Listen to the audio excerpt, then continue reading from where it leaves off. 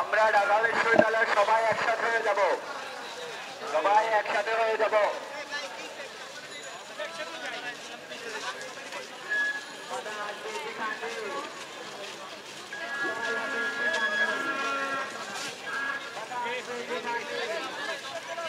আপুরা সবাই সামনে চলে যায়, আপুরা সবার সামনের দিকে চলে যায়।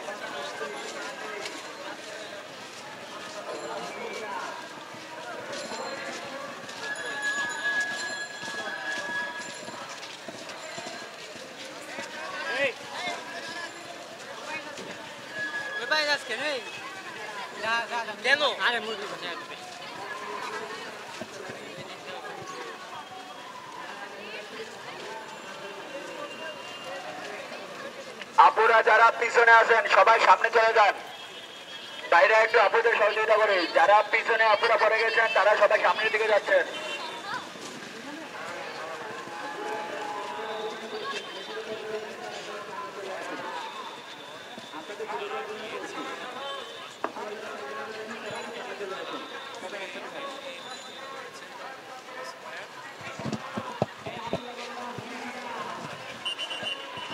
দেখতে পাচ্ছেন এই মুহূর্তে ব্রিফিং শেষ করে তারা স্মারকলিপি দিয়ে তারা সংবাদ সম্মেলন তারা সামরিক সচিবের কাছে আশ্বাস দিয়েছেন তারা স্মারকলিপি রাষ্ট্রপতির কাছে পৌঁছে দেবেন। সবাই বাইরে একটু বাইকের গাড়িটাকে একটু বলি, বাইকের গাড়িটা সবাই বাইরে রক্তের বন্যায় দেশে যাবে অন্যায়।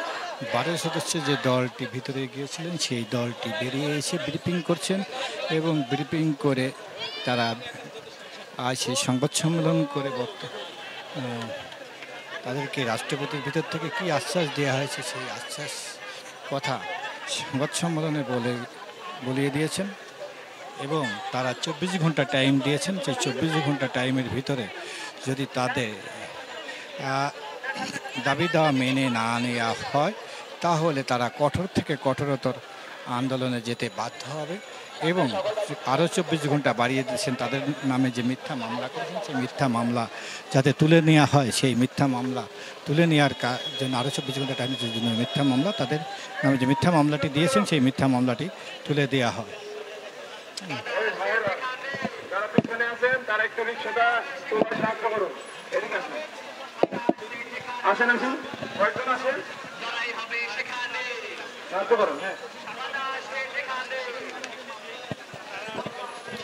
জানেন যে বিভিন্ন